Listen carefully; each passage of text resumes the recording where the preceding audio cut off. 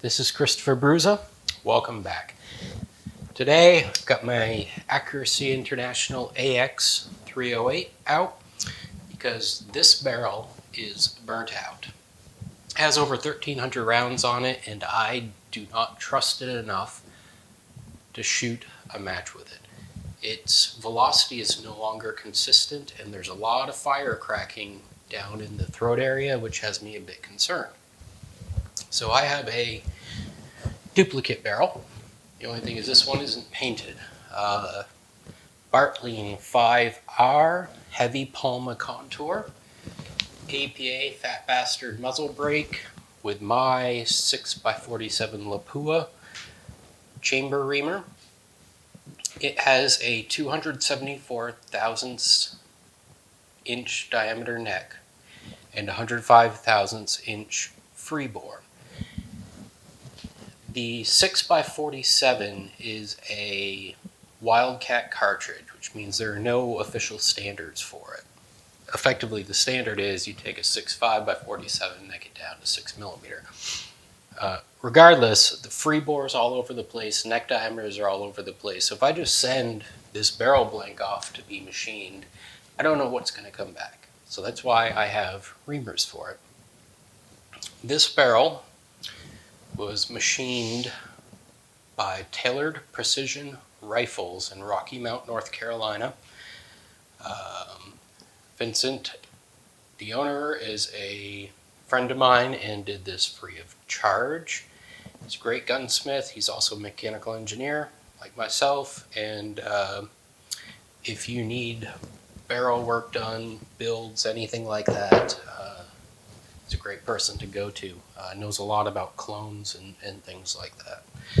So we're going to mount this barrel on here, and today I'm showing what I call step one. And it's what I do to prepare for that first range trip. So step one, we're going to prepare for the range trip. Step two, we're going to go to the range this weekend, and you'll see it next week, and start to work up a load. Now, even though these barrels are technically the same barrel, same reamer, everything like that, this barrel's got a lot of rounds on it, and the rifling gets eroded, so the cartridge overall length as this barrel aged increased, or I increased it, and that affects pressure, things like that. Regardless, if these were both brand new barrels, they wouldn't shoot to the same point of aim, point of impact, and they'd likely have different loads. I mean, there's so much you can't control in the metallurgy of the steel, the machining, everything. The stress relieving in the barrel,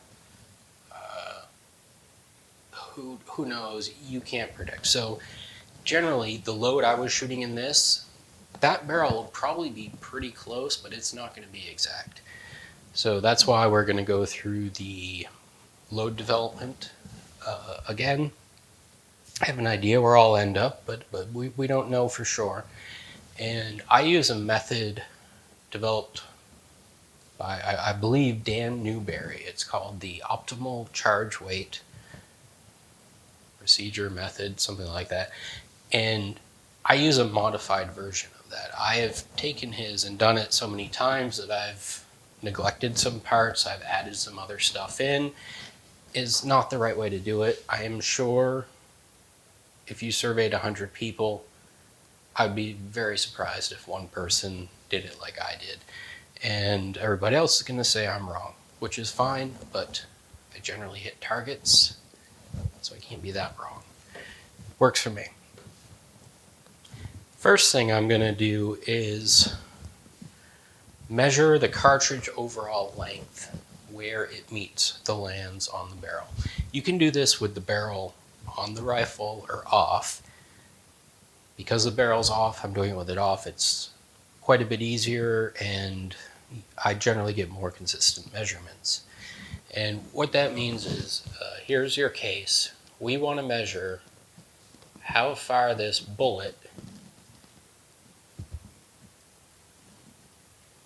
is seated into the case where it touches the rifling, where the throat ends, and is called, the diameter where it touches is called the ogive. Well, actually, that entire curve is called the ogive, but generally people refer to it as the ogive or something like that.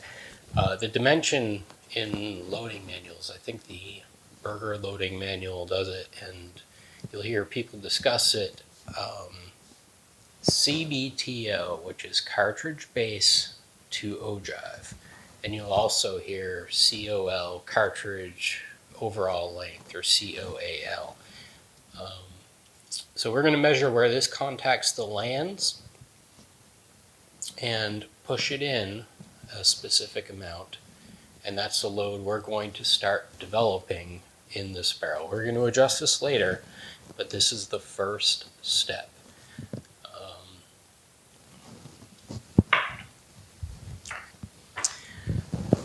This is the Stony Point overall length gauge. They're currently made by Hornady, called the overall length gauge. The company that created it and originally sold it was Stony Point. And this has a thread up here, a thumb screw, and a rod. And what we do is you take a cartridge case for your rifle, and you can buy these already drilled and tapped, or you can drill and tap them yourself. You take a fired case, drill and tap it, which is important because this is a Wildcat cartridge. You aren't going to be able to go to Midway, Brownells, Sinclair, something like that, and order a 6x47 Lapua case. And if you could, it likely won't match my chamber because there's no standard. So you take a fired case, I think Hornady even sells a kit. You just drill it out, tap it through the primer hole and primer pocket, and it threads on here. Okay. It has a little cutout to fit on the caliper, and the bullet, because it's a fired case, the diameter is opened up.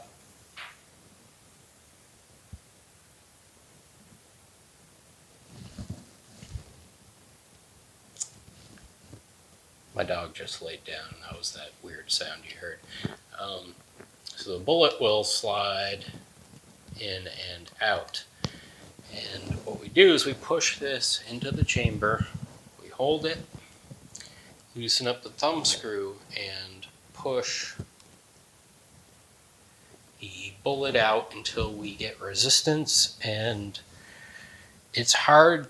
If you stop right when you get resistance, it's hard to get consistent measurements. You're going to do this a few times and keep doing it until you get very consistent measurements, but I find it's better to go hard into the rifling and get a better, more consistent number, and then you can subtract whatever you need from it. It doesn't really matter if I'm taking 10 thousandths off that.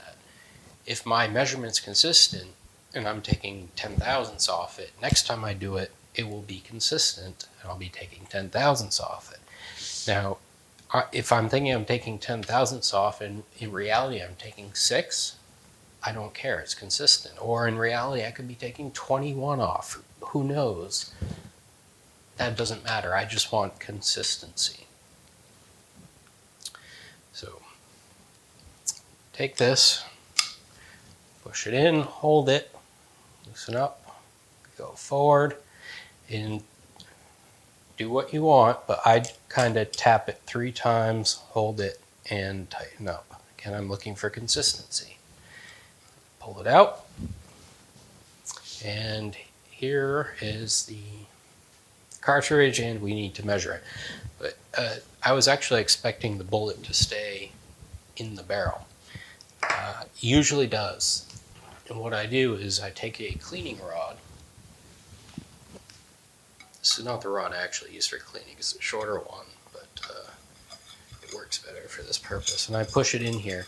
So when I pull it out, I can push the bullet out. Because if you pull the case out and the bullet's stuck, you need to push it out, catch it in your hand.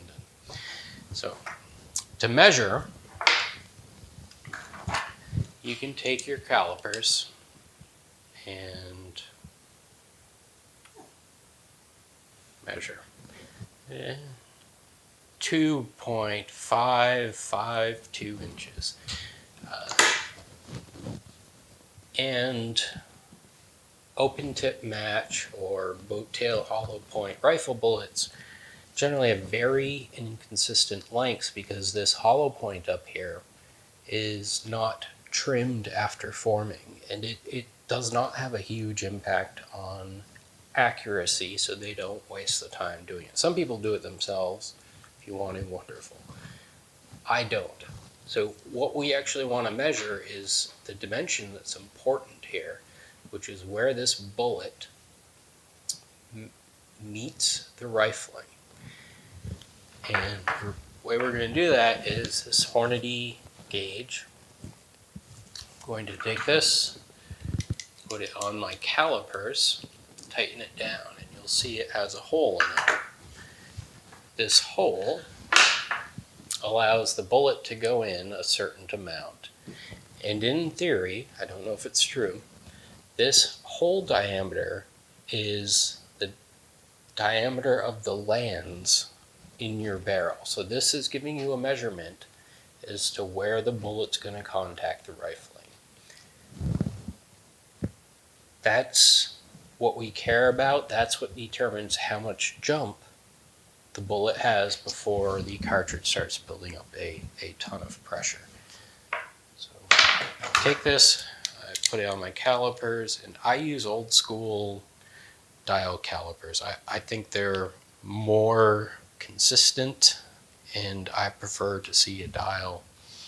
If you're using digital, you'd put this on here because this obviously has length.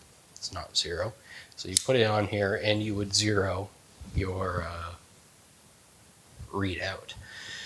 These actually measure 1.004 inches, or this measures 1.004 inches. So I just need to subtract that off my number at the end. When I keep taking measurements, I don't care what it is. When I average them all out, throw out any outliers, I'm going to subtract 1.004 inches from it. So I'm going to measure. Actually, this needs to go over.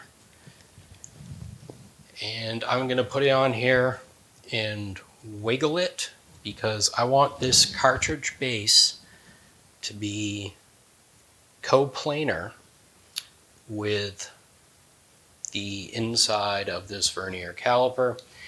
And I kind of wiggle it, and what that's going to do is ensure it's coplanar, so this measurement is perpendicular to the axis of the case and hopefully the bullet. And what I'm coming up with is 1.946 inches. And what you'll do is you'll write that down.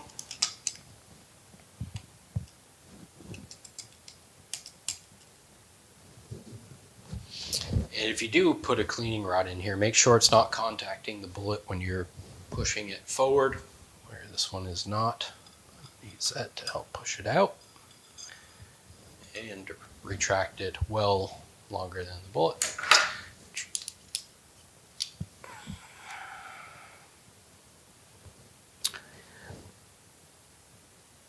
2.946 again. And when you go to put it in, you want to retract the pusher so you're getting better contact. And the contact is consistent. It's every time you're pushing it into it with a little bit of force. And that amount of force is going to affect the measurement. But again, we want consistent measurements. We don't care about the overall value because it's all relative to what we're doing. We're looking at changes in this measurement, not the absolute measurement.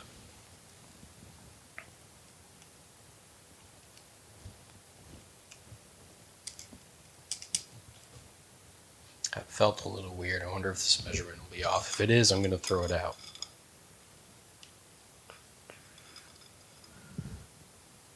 Oh yeah, it's going to be way off. I can tell just by the looks of it. That was weird. Oh yeah, I mean, we're 3.078. Something was there. Odd there. I don't know what happened.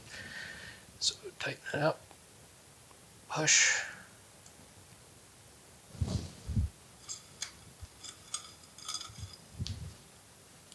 That looks more like it.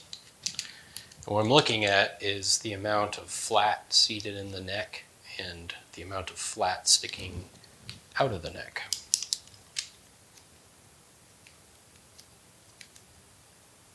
Bam. And there we go, 1.946.5, pushing on 1.947, which is the correct answer. Obviously I did this before the video and already figured out the measurement. So our measurement that we are going to load to is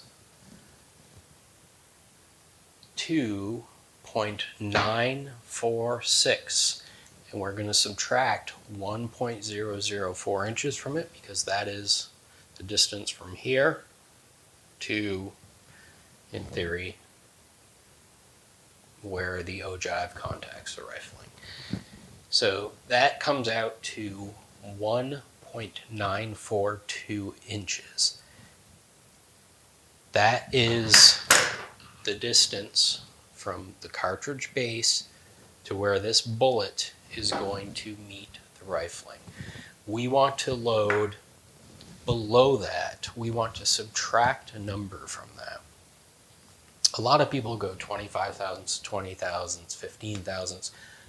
I personally go 10 thousandths shorter for this stage of the load workup. We're going to fine tune that later, but the powder charge has a much greater influence on the performance of the bullet and the standard deviation. So we're going to fine tune that later. First, we're going to get a rough powder charge. And I am going to use the cartridge-based ogive measurement using this when I'm loading, the same setup. So if that measurement's off, I don't care. I measured it originally with this setup, and when I'm loading, I'm going to use this setup. So everything is going to work out, whether the number itself is accurate. The other part of the equation is powder charge. So I have gone through, I think this is my 5th 6x47 barrel. So I can predict I'm going to end up around where my last powder charge was, 39.3 grains. It might be higher or lower. It likely won't be exactly that, but it will be close. I remember before that I was close to 40 grains on that barrel. This one might be higher, might be lower. So the next step will be putting my primers in and powder, seating bullets to 1.32 cartridge base to ogive distance. And I'm going to load up 50 cartridges, 5 loads, 10 different sets. So I'm going to end up with 50 cartridges of 5 different powder charges. And I have a feeling I'll end up around 39.3. So I'm putting that as number 6 because I know this cartridge overall length can be slightly shorter than before, and I was close to 100% capacity. So I'm putting that at number 6, and I am going up to 40.5 grains. It's going to be quite a compressed load, and I don't expect to end up there. But I want to know if I'm getting pressure signs. Not only do I want to know what load shoots best, I want to know where I start to get pressure signs.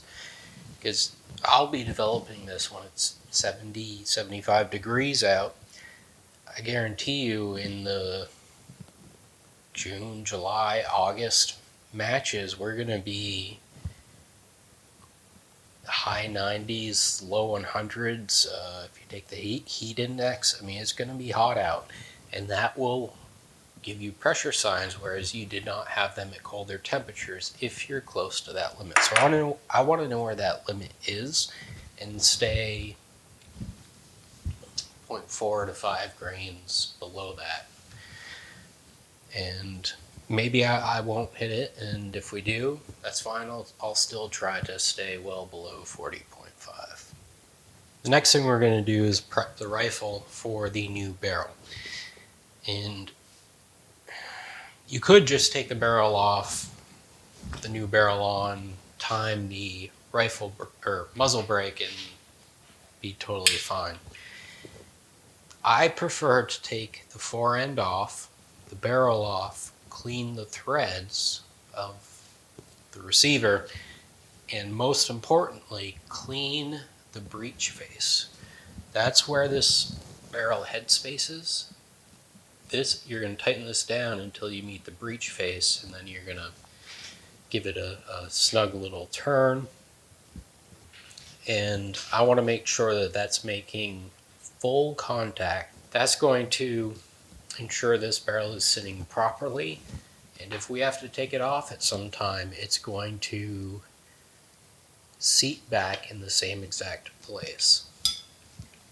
I don't believe I'm allowed to, per YouTube terms, show me actually assembling this.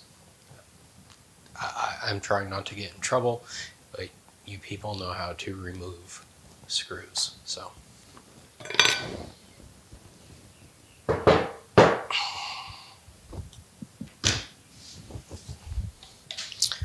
Okay, so you can see there is a bunch of lubrication in there, some dirt, grit on the interface, so we're going to clean this off with a rag. And actually I should have taken this off and the bolt out prior to doing that. I certainly want to do it before I put the new barrel on. I'll take the mag out too. My preferred tool is a t-shirt, and I'm just going to take it and kind of trace the threads and really wipe down that breech face.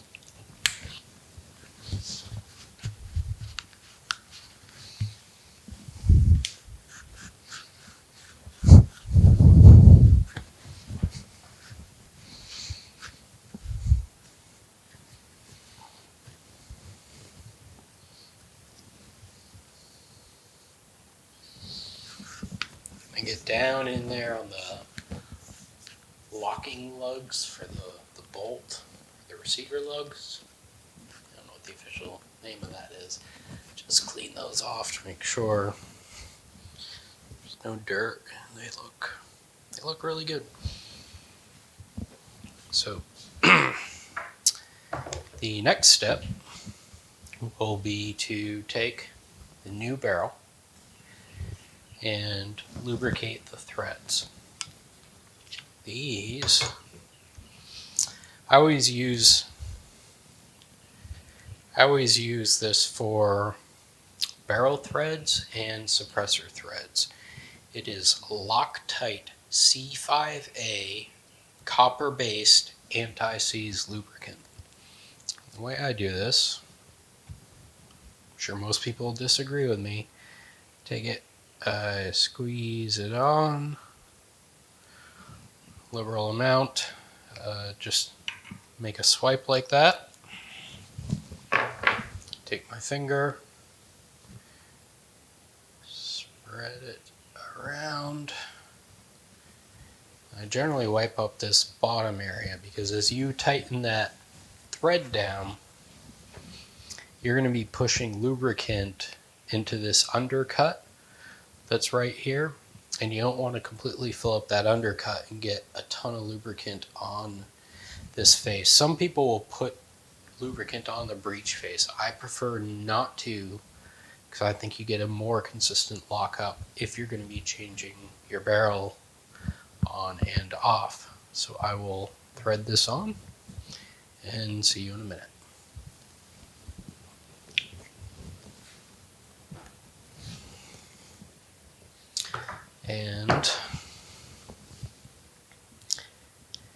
And the forend, if you're doing this with the forend on, it has a slight cut, a elongated semicircle, I guess. So you can peek in here and make sure that that breech face is seated, at least in that area. If I took this off to run like a 6.5 Creedmoor barrel or a 308 barrel in this, well, like one match, I'd leave the forend on. But this is a new barrel. I'm going to be doing load workup. I want it accurate. And the torque spec for this is 45. Actually, it's 49 inch-pounds for the barrel clamp, but I actually go to 45. I haven't seen a problem with it.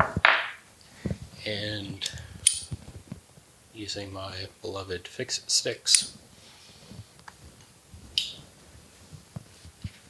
it's time to put the forend on. I'm just going to wipe down the mating surfaces.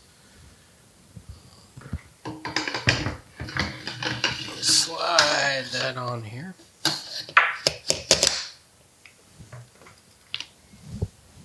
Gently stand it up. And finger tighten the screws. I also want to make sure that these screws are lubricated with the Loctite copper anti-seize. Just a little bit.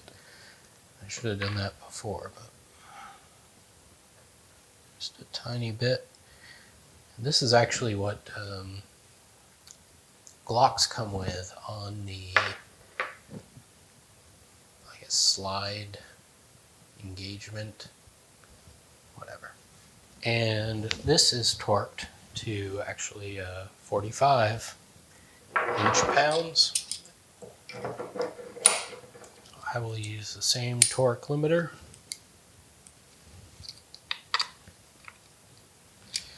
And put the forend grip on.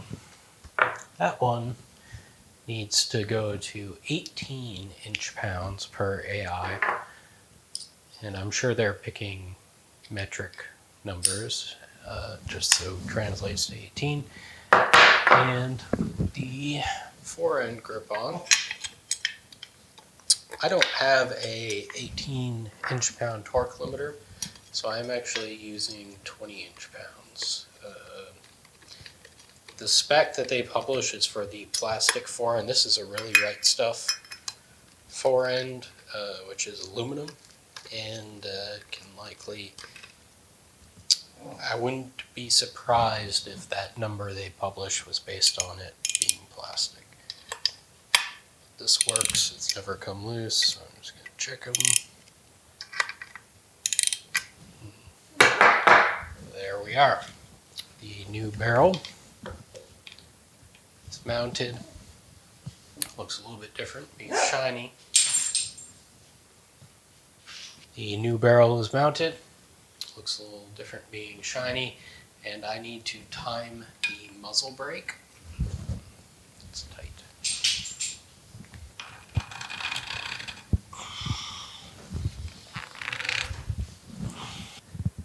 The way I'll do that is I will take this in a vise, and like I used in my scope mounting video, I believe.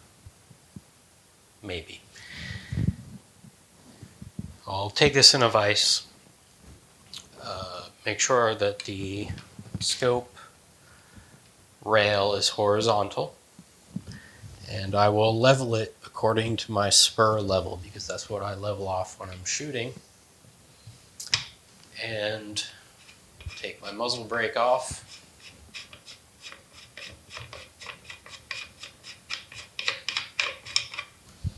I will clean these threads with acetone.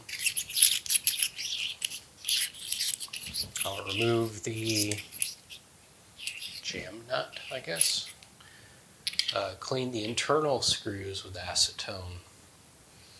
And I'm actually going to lubricate the external screws and the internal screws of the jam nut. Screw that all the way down. And I will then put Rockset thread adhesive on these threads. And this isn't the way APA tells you to do it. This is my method. Don't use it, use it. Works for me.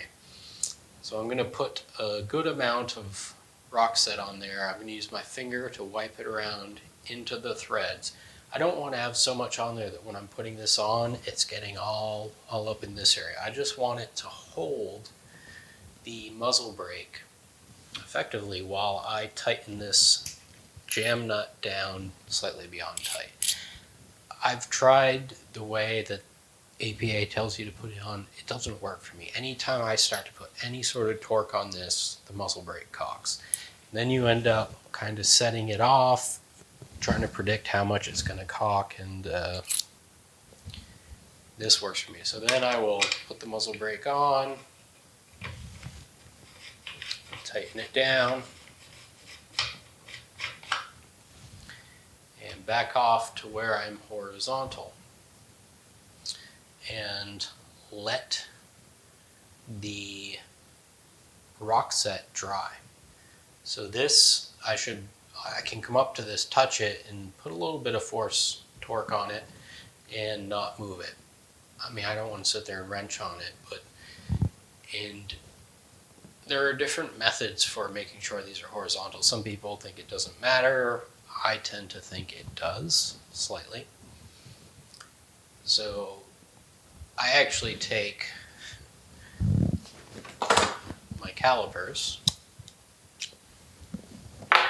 and make the assumption that this face is perpendicular to these faces. And I will then take this, squeeze it down, and put a bubble level on this. Remember, I already leveled the rifle, so I'll put a bubble level on there and get it straight, let it cure overnight, I believe. And then you come back and you take this jam nut, tighten it down, and you want to give it about a 1/16 of a turn, certainly no more than an 1/8 of a turn. If you put too much force on it, you're going to neck down the bore of your barrel. And with a short fire brake, I actually had issue with that with a M&P 10, Smith & Wesson M&P 10. That's a decent rifle, but I had to go to the next shim out, and it was very loose, but the rifle shot way better. So we'll do that. And before we go to the range, we want to verify the head spacing. Just because it's a interchangeable barrel, we want to verify that. I have a PTG Go Gauge, PTG No Go Gauge, and those are for the 6.5 by 47 Lapua, which the head spacing is the same. There's no issue with it. The only difference is the neck diameter, and you don't head space on the neck diameter. So what I'm going to do is pull the firing pin out, put my bolt in. Generally, you're supposed to take the ejector out of this. I don't bother. We want to make sure the no gauge does not go into the chamber and fully close. And it doesn't. It just starts to cam, but we are well off from bottom. We're a good couple thousandths away from that, which means that the chamber is not too long. So